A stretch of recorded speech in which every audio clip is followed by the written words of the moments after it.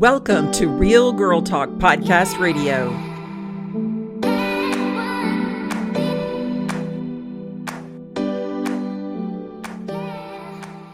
Welcome back to Real Girl Talk Podcast Radio. I am your host, Sherry Ricard. I am a medical professional, author, adversity recovery specialist, and co-founder of Silver Lining Wellness Company.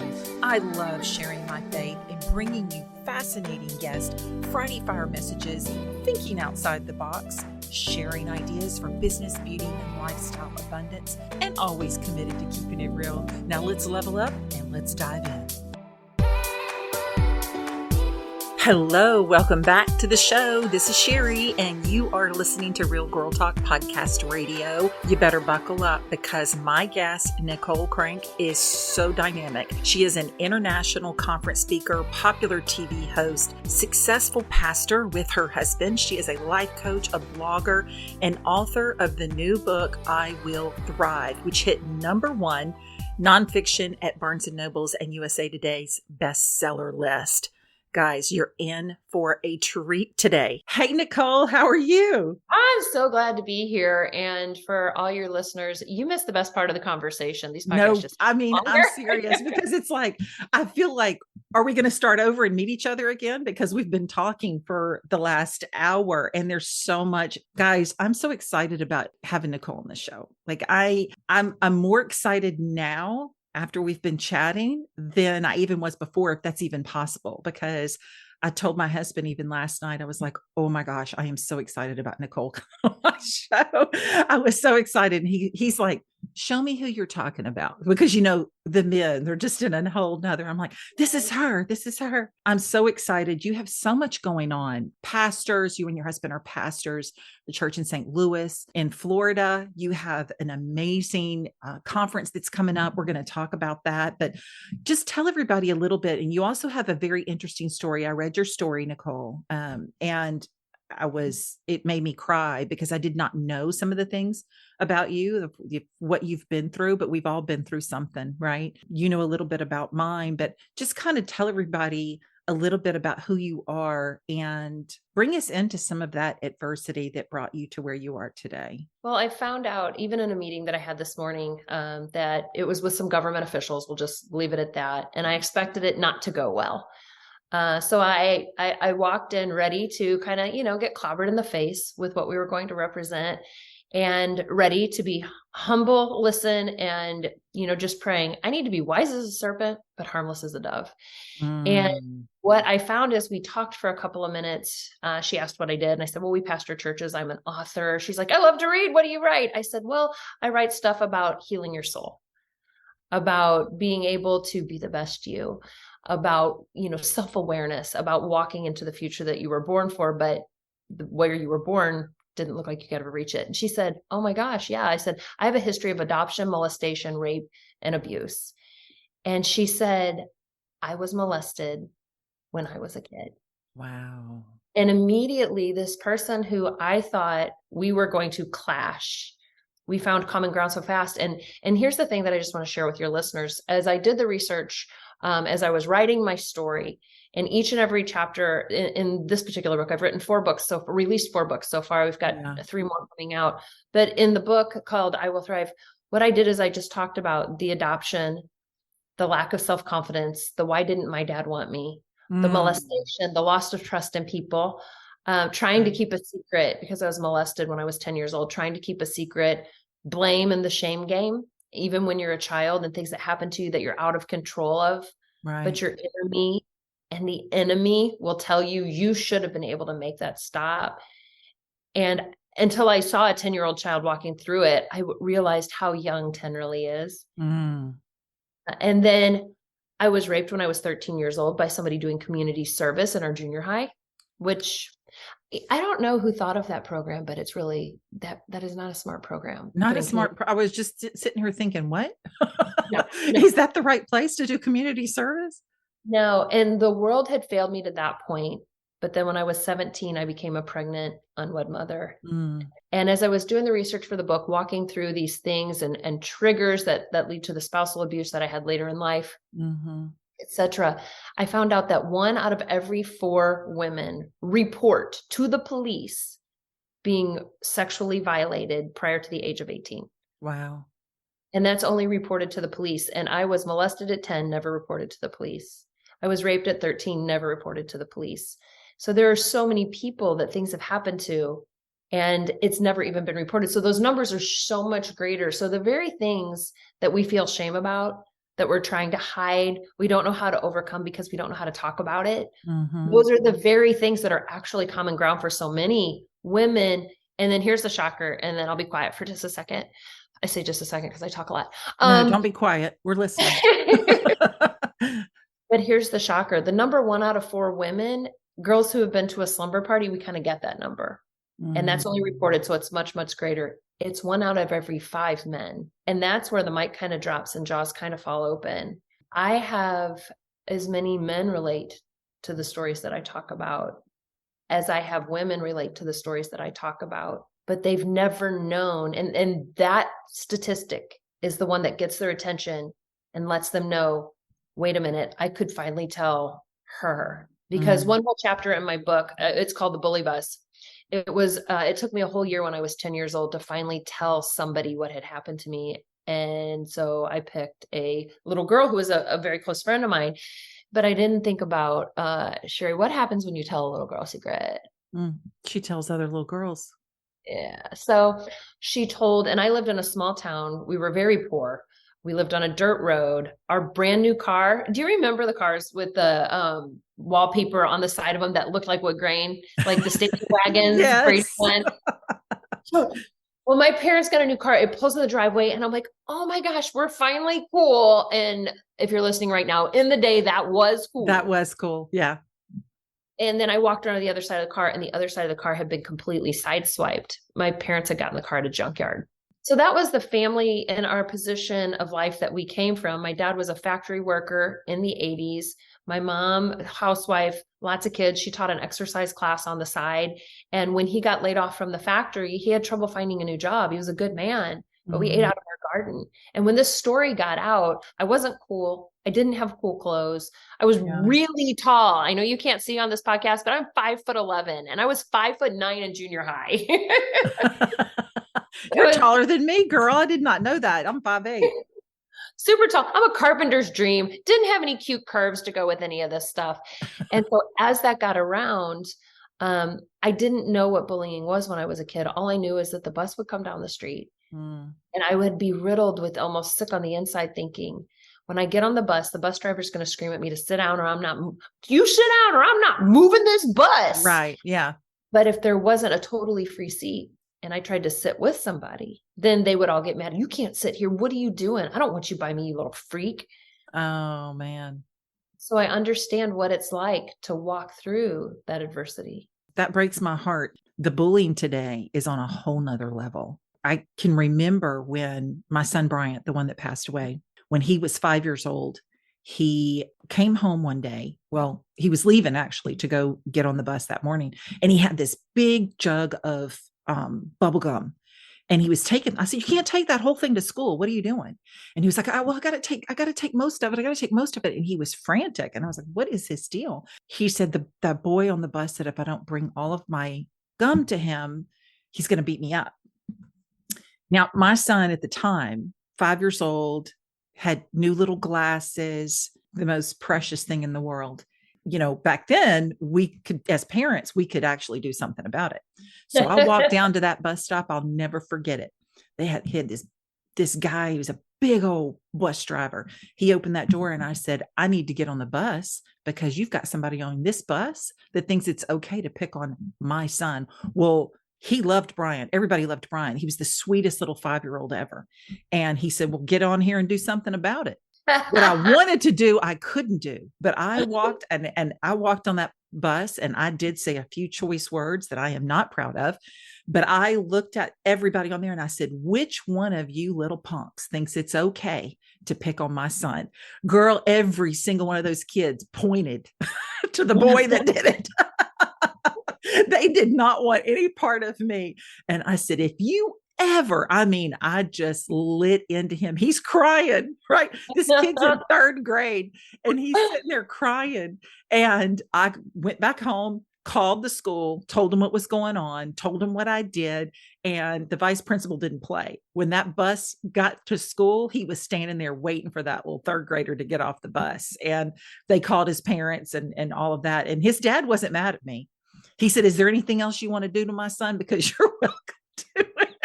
I said, "No, I think I've said enough." Can you discipline my kid? Because I don't want to. I know.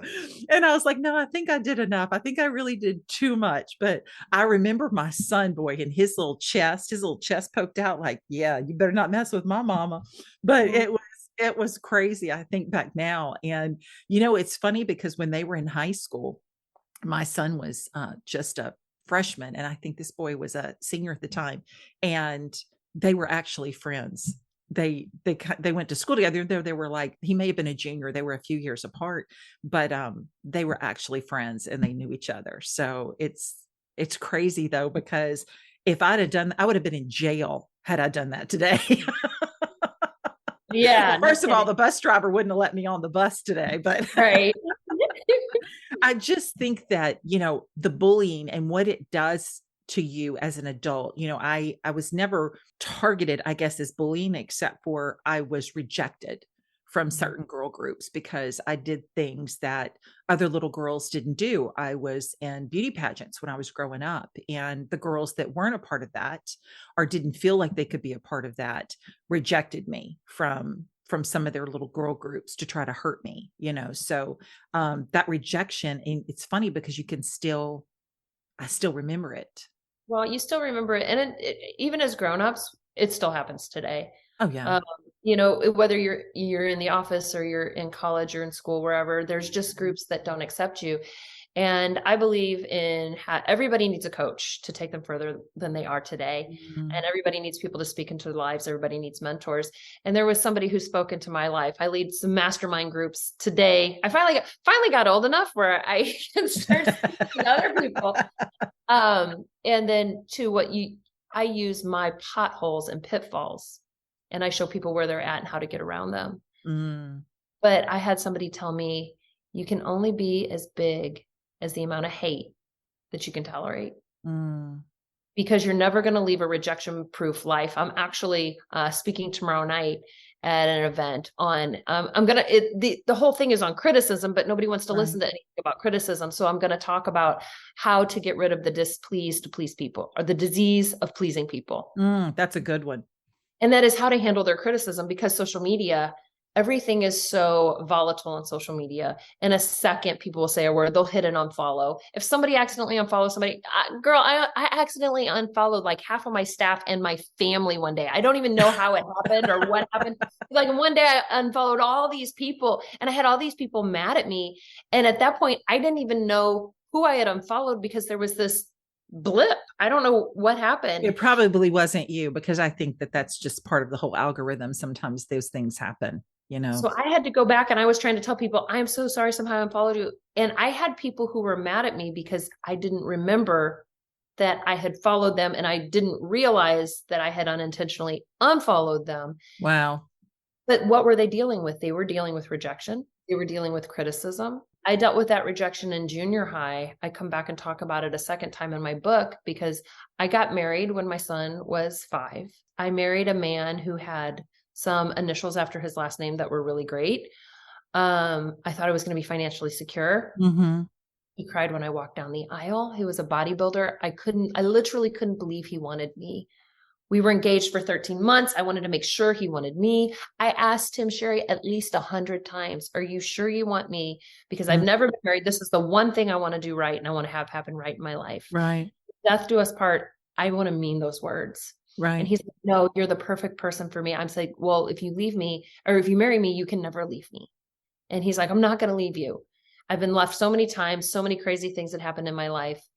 He developed a relationship with prescription medication that turned into cocaine. Wow. Cocaine turned into crack cocaine. And that's actually the first chapter of my book because it happened for the first time on my birthday. Wow. And crack cocaine made him disappear for days, incredibly violent. From the time he used crack cocaine for the first time until I lost my house in bankruptcy and foreclosure was under a year. I mean, he spent every dollar we had, sold the furniture out of my house when I was at work, pawned everything that we owned. I literally was left with Whoa. nothing, literally nothing. And the rejection issue that I had to deal with was I didn't lose him to another woman, to somebody who loved him better than I loved him, somebody who could see his needs, somebody who could hear him. It's not that I was taking him for granted. I lost him to a drug. I had no idea how to compete with a drug. Right. And I lost. He herniated my C7. He broke my ribs. We had several restraining orders. He ended up getting a 25-year suspended imposition of sentence for robbing the jewelry store that we bought my engagement ring from. He sold my engagement ring when I didn't know, but I had it hidden in a drawer. He broke in, sold it back to the jeweler, had it replaced with a CZ. And when I went, because it was all the money I had left, because I was still holding on to the thought of my marriage, I took it to the, his name was Terry, and I took it to Terry and I said, "Hey, Terry, I don't want to do this. I need to sell my ring. We're in financial hardship. Let me tell you what's happening." And the jeweler started crying, and he was kind of a tough guy. He started crying, and I said, "Why are you crying? I mean, I know you empathize, but why are you crying?" And he said, "I knew it wasn't right when he walked in the door." And this was before my ex-husband robbed his jewelry store. He said, "So I made him write it in his own handwriting." And he slid a letter across the desk to me, and it said, "I took the diamond out of Nicole's ring and replaced it with a CZ because we're having financial problems." I was just devastated because at that point in my life, he had actually developed, when he came off of drugs, he literally lost all capacities, and he developed the stalking problem with me and became fixated on me. And I was actually leaving my life, quitting my job. I was telling everybody I was going to Mexico. I was going to Florida. This is in my book. I left. I lived in a hotel that you could pay for cash on a weekly rate. Now, since then, I like to stay on places on points because I worked that whole point system thing, and I've stayed at 5 hotels. Wow. This was a 5-star hotel, and the point was a roach because that was my roommate. Oh my gosh. I worked at a diner. I had a director of marketing job at a Fortune 500 company, and I was waiting tables for cash so that he couldn't trace me. Oh, yeah. And the alone feeling that I felt when I was in junior high and being bullied. I'm talking to somebody today who you feel alone, you feel overlooked, you feel rejected, and you don't know how to get out of it. You're in a lonely place. I want you to hear me right now. I felt that way when I was in that hotel in Florida. And I felt God tug on my heart that it didn't take faith to exist. And Hebrews 11:6 says, without faith, it's impossible to please God. Right. It would take faith to go face my life. And by facing my life, I thought I might be killed. He had put a gun in my mouth and pulled the trigger before, and the gun misfired. I literally thought, I will not survive. That's why the name of the book is called I Will Thrive, but the word survive is ripped off the page because I wanted to just live. I just wanted to survive. Just exist is what I had been reduced to. And that's not the plan that God has for anybody. So I had to step up and step in and develop 20 seconds of insane courage, throw my stuff in the car and start driving back from Florida to St. Louis, Missouri. Every time I hit an exit, Sherry, I wanted to turn around. Yeah. Because I was like, I can turn around. I said, God. And he's like, just drive past this exit. I would drive past that exit. And the anxiety was literally almost crippling. Crying on the way home. I was scared on the way home. I had nowhere to live once I got home. I couldn't live with my parents. We had 3 kids still at home. And my mom said, I can't put these kids in danger's way, in harm's way. So I literally had nowhere to go when I got home. So you might be thinking today, I don't know where I'm going to go. I don't know what I'm going to do. I don't know what my next step is. You might have just gotten laid off from your job and your identity was wrapped up in your success. And you might be thinking, what is next? I'm here to tell you, get 20 seconds of insane courage and take a step of faith. There are some crazy things that God has been asking you to do down on the inside of your heart. Like, go ahead and apply for that job. You're thinking, I don't qualify. He's saying, go ahead and start the business. And you're like, well, I never would have, but you have this downtime. And your spouse might have walked out on you right now. And I'm here to tell you, whatever life has dealt you to this point, you might not be where you want to be, but you're on your way and you're going to be okay. Just put one foot in front of the other. And in the Bible, it says, thy word is a lamp unto my feet and a light unto my path. If you get in your car right now, Sherry, to go to the grocery store and it's dark outside, you can't see from your car to the grocery store in the headlights on your car. Right. All you can see is on the road right in front of you. And sometimes that's all God will show you. And I think right now this podcast might be the light that's right in front of them, that is encouraging somebody. Okay, mama who lost your son, today's the day you open the curtains. Yeah. Today's the day you put on slippers and you go down to the first floor. Today's the day you make yourself a healthy meal and you put down the peanut M&Ms. It might not be all the steps in one day, but if you can take one step every day, the way you got into this thing is the way you got out. You didn't get into this thing in one step and one move. Right. No, even if you had an affair, like, no, I did get in this one move. I had an affair. I did something stupid. It didn't start with the affair. It started with the thoughts. It started with the lack in your marriage that you didn't talk about. It started with the fact that you guys aren't talking anymore. It started way back here. So you didn't get out in one step. You're not going to get back in one step, but you can get back, and not just get back, not just survive. You can thrive. There is happiness after divorce. There is opportunity after a layoff, and there is fulfillment after rejection. Oh gosh, Nicole, I'm just sitting here thinking, you just nailed it, because so many women walk each day with this blame and this guilt of something. I can't do all the things. I'm not as good a mom as my sister or my friend or that woman I see when I drop my kids off at school, or, I'm not the best wife. I try to do my best, but I'm not as good as her, or I can't accomplish these things because I didn't finish my education. So I'm not going to be able to do the opportunities. We stay in this blame. And then you hit it with the grief, because it was one step at a time. It was picking up the phone and calling that woman that had been through the same pain. It was putting down the peanut M&Ms. It was taking my first work week and actually working. It's one step at a time to get to where you need to go. And, the whole cliche of, it's not about the destination, it's about the journey is, I'm sorry, but the destination is heaven. So I don't think anybody right now goes, I want to go straight to the destination. It is about the journey. It's about, what are you going to do in your life to get to that point? And when you get to that point, did you live in nothing but regret, or did you live in fulfillment? And when Jesus has you sitting down right in front of him and he's asking you questions, because I believe that we are going to be asked, because we're going to be judged on some of the things that we've done.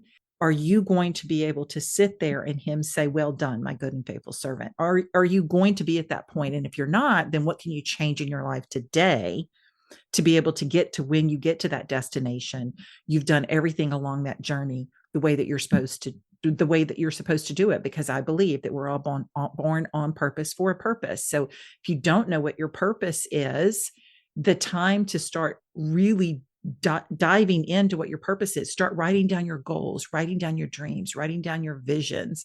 I'm big on vision boards.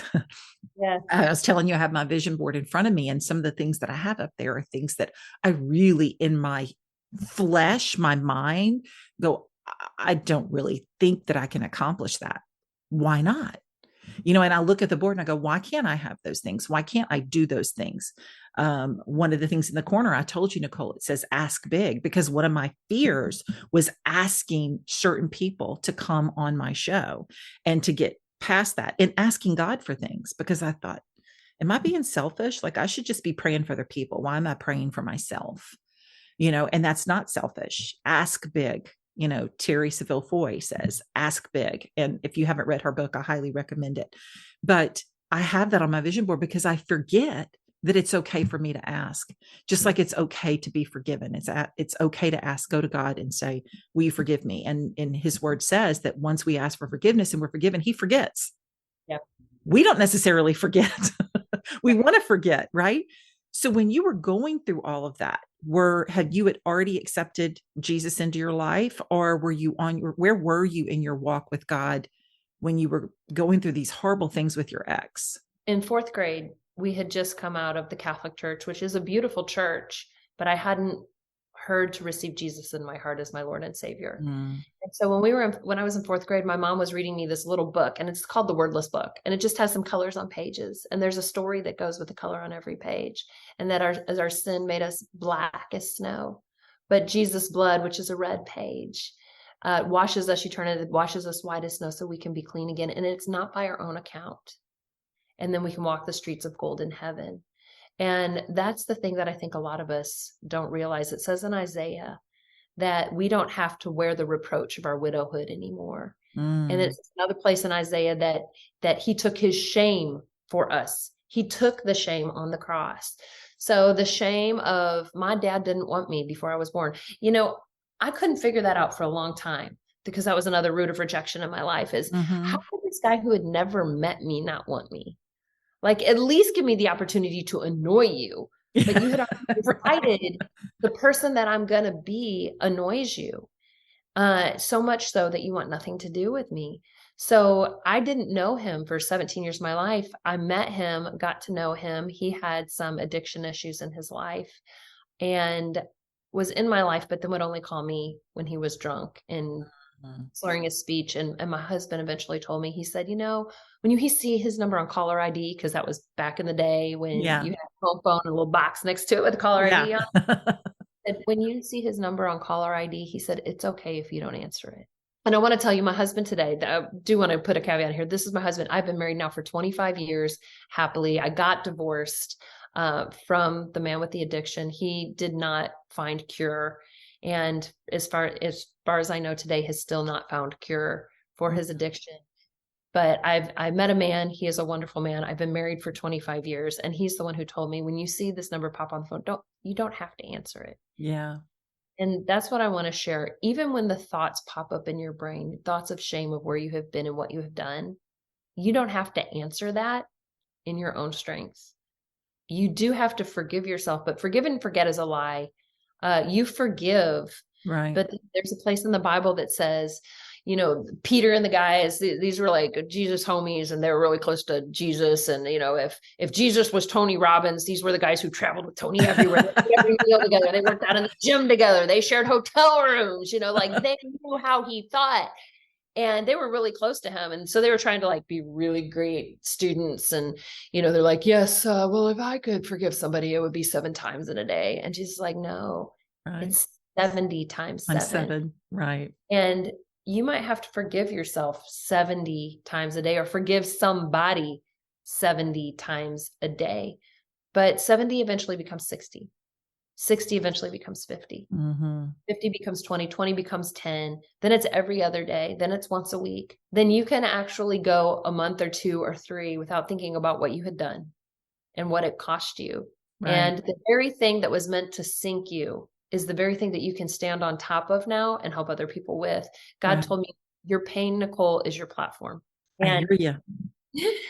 that came from Sherry. So where that came from was, I had vowed to God, I'm never going to tell anybody I was raped. I'm never going to tell anybody about anything that happens to me, because in fourth grade, when I told what happened to me, there was an immense price to pay for that, and Right. loneliness, depression. And I had sort of suicidal thoughts as a junior high girl. So when I was in Florida alone again, um, God let me know, your pain will be your platform. I had no idea what that meant. I had come from the corporate world, and get this, it didn't manifest. That happened in 1995, 95, 96. It was the beginning of 96. It didn't manifest in my life till like 2007, Yeah. where he started giving me opportunities to talk about this. I think it's because he knew I had to really warm up to that idea. Right. Yeah. I understand. It took me 7 years as well. So the thing that you thought sunk you, the fact that you had an infidelity, the fact that they cheated on you, the fact that you got fired, the fact that you went broke, you went bankrupt, you had a failed business, whatever it is that you think sunk you, made you unclean, made you damaged goods, I'm here to tell you, there is no insurance policy that will cover it all, but there is an assurance policy. And his name is Jesus. And he has this miraculous ability, he says, of finding the foolish things in the world to confound the wise. There's nothing better than a good Cinderella story. And Mhm. God knows it gets people's attention because we could not do those things for ourselves. Right. We have to give the glory to him and what he can do in our lives. So you might be in the rags portion of your rags to riches story, but don't stay there. Look up, talk to God. She says, ask big, Yeah. believe big. Take one step of faith today. Forgive yourself over and over again. Forgive them, forgive your ex-husband over and over again. Walk in forgiveness, and God can use that. I'm filled up. So I know everybody else is filled up. And I feel like that we could just keep on talking, but we can't. Ah, But world's we longest can't. We podcast. can't. You have to come back. I mean, it's like, I feel like that we should do, we talked about so much today, but I feel like we should have like little categories, Nicole, and like each quarter of 2023, you come on and talk about one particular thing, whether it be forgiveness or whatever it is, and just, walking in the light. And how do we get there? Like each quarter, just like literally come on and fill up my audience. I'm writing this down. I'm just, normally I talk more and my audience is probably going, man, they've got Sherry really quiet today. I'm sorry. But I can't, like, you just said it all. There was nothing, absolutely. I have nothing to say, but amen to that, because we all walk in some type of pain. We've all been through something. I shared last week on my show that I can remember in my first marriage, and it was so crazy. And I couldn't even believe that I brought it up, that my husband had lost one job after another. And here I was with babies 3 and 1 on the WIC program, driving across county line in Arkansas because I didn't want anybody to recognize me at the grocery store, until I finally said, no, I'll never depend on a man, and enrolled in the little local college and ended up graduating in Memphis in nursing. And it changed my entire life. And no, I've been married 23 years now to my husband, and I could depend on him if I wanted to, but I don't have to. And so I even thought of that story. I thought, gosh, I've never told that story before. I had a couple of people reach out to me and they said, thank you for being so vulnerable, because I think sometimes they look at you where you are today and how far you've come, and they really don't know how far you've come because Mhm. they don't know your whole story. You're right. You can't crave somebody else's life because you don't know somebody else's journey. Exactly. That's why I always say, be kind to everybody. You don't know what they're walking through. You don't know where they've come from. You don't know where they're going, and you don't know where they are in their journey. So it's free to be kind. It's free to be courteous and respectful. And I think that's really important, because you don't know. You look at somebody and you have no idea what they've suffered through to get to where they are. They certainly don't need you to be rude in the grocery store line. you know? You said it's free to be kind. Is it okay if I offer a free resource? Oh, absolutely. Offer away. The book I've been talking about today, I'd love to give it away for free. And that actually cost me a lot. The book's $25 in the stores. I pay $15 a copy for my own book through the publisher, Yeah. but I want to give it away. If you go to freethrivebook.com, you can get a copy of the book for free. And I do 11 studies on the book, everything from shame to walking in faith to inner healing. Triggers is one of the studies that we do in there, because I walking back into the part of town where I was abused by my ex-husband Mm-hmm. triggered me. And I didn't realize I was dealing with post-traumatic stress from all of that, and how to overcome triggers and all of these different things. So I want to offer that for free to your audience. One, because Thank of you. what I'm doing. And two, it's in our heart to help people live the life that God called them to. I love that. And you know what? It's exciting as my daughter and I are doing our first Bible study. And we picked out the book for the first 4 week study, but this book will be our second. And that is going to be wonderful, because, and I can't wait to tell her. It's going to be great. And that study will probably be before we see you in June. So Oh, I can let you know how that whole thing goes, or maybe you can do a little pop in on the Zoom while we're doing our study too. That would be wonderful, because we're going to do it via Zoom. And then I think what we're going to do is we're going to do a 4 week study. We're going to do it on Zoom. And then on the last day, we're going to, those that are local that want to come to the house, we're going to have our last meeting at the house and do just kind of like a women's get together for the last week of the study. So that would be really cool if you could pop in Zoom when we get a hold of that book. That would be so fun. And that would be fun. That would be fun. We're definitely going to do it. So I want you to tell everybody, before you go off, I want you to tell everybody about your conference. You have 2 conferences that are coming up in 2 different states, 2 different cities, and also where we can find you. Sure. So you can find me at NicoleCrank.com. My books are on there. You can find out about the conferences there. We have a TV show. We're on some local NBC, ABC affiliates. We've got on some national networks. We're on some international networks. If you're listening internationally, we're on 5 of the continents. So you can connect with all of that there.